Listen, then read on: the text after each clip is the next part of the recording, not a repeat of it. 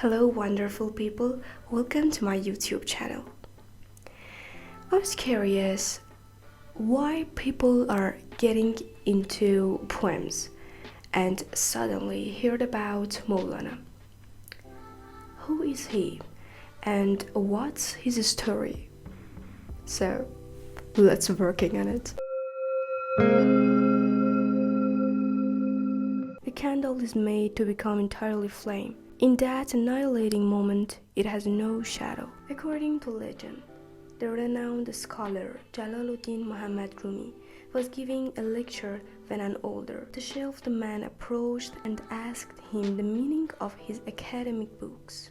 Rumi didn't know it yet, but this question and this man would change his life. Annoyed at the interruptions, Rumi snapped, "They are something that you do not understand." Suddenly, the books caught fire. The Rumi looked back at the astounded Rumi and simply replied, "You couldn't possibly understand." Mysterious figure was Shams of Tabriz, a charismatic Sufi mystic who would transform Rumi's worldview.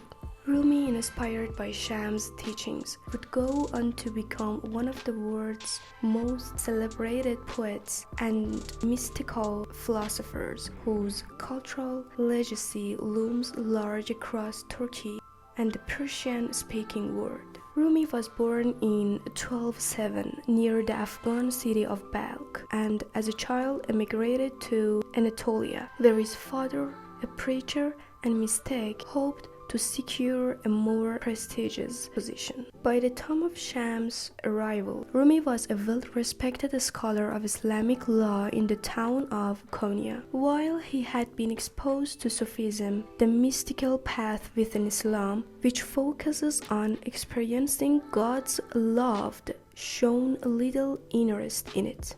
The academic study of law and theology was no longer Rumi's central focus. But this changed in his late 30s when Shams came into his life. Rather, he saw them as candles guiding the way toward his ultimate goal, the reunification of his soul with God through the experience of divine love. He wrote of this tension in his native Persian. Love resides not in learning, not in knowledge, not in pages and books. Wherever the debates of men may lead, that is not the lover's path. While Sufism had been part of Islamic observance for centuries, practices of some Sufis, from ecstatic dancing to composing poetry, were looked down upon by conservative religious elites. As Rumi increasingly embraced Sufism under Shams' influence, many of his earlier followers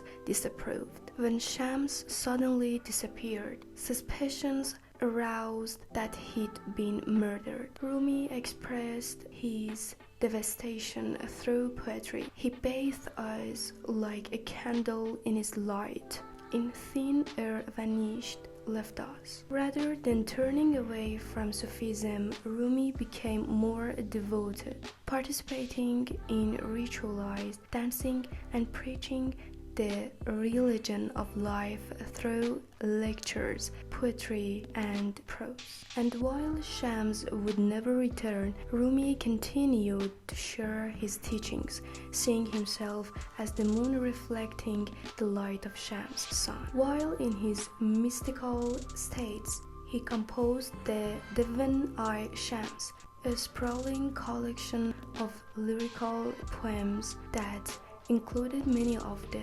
sayings for which he is famous today. The work expresses intense feeling of life and longing, not only for his vanished mentor, but for the divine creator. Over time, Rumi's poetry matured.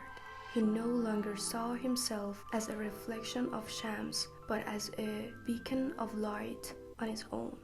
In his early 50s, Rumi wrote Masnavi, which shifts from ecstatic expression of divine love to verses that guide others to discover it for themselves. The poems are complex and layered, incorporating ideas, stories, and quotes from Islamic religious texts, Arabic and Persian literature, and earlier Sufi writings and poetry. In one story, he invokes the well-known characters of Layla and the love-crazed Majnun. In Rumi's version, the king, hearing Majnun's musings on Layla's unsuppressed beauty, demands to see her.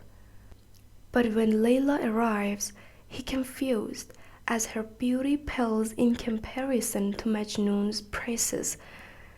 To this, Layla replies, "I am Layla. The problem is you are not Majnun." Oh my god, she's right.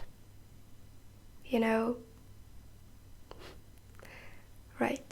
For Rumi, experiencing love means opening his heart to all of God's creation, looking at everything and everyone like Majnun, gazing upon Layla.